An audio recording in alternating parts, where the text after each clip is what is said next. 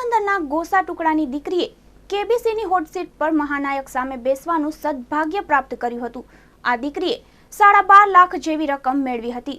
કેબીસીમાં ભાગ લેનાર દીકરીનું ગોસા ટુકડા ગામે આવતા ગોસા ટુકડા ગ્રામજનો દ્વારા ભવ્ય સ્વાગત કરવામાં આવ્યું હતું।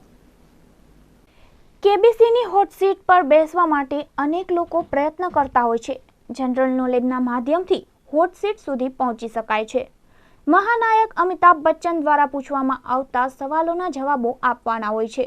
ત્યારે આ કેબીસીમાં ગોસા ટુકડા ગામની દીકરી કોમલ ટુકડિયાએ કેબીસીમાં સ્થાન મેળવ્યું હતું અને હોટ સીટ પર બેઠી હતી અને 12.5 લાખ જેવી રકમ તેમણે જીતી હતી।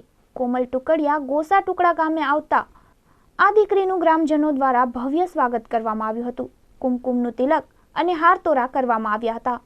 ત્યારબાદ લોકોએ રાસની રમઝટ પણ બોલાવી હતી। કેબીસીની હોટ સીટ પર બેસી અને કોમલ ટુકડિયાએ ગોસા ટુકડા ગામનું નામ રોશન કરતા ગ્રામજનોમાં ભારે ખુશી જોવા મળી હતી।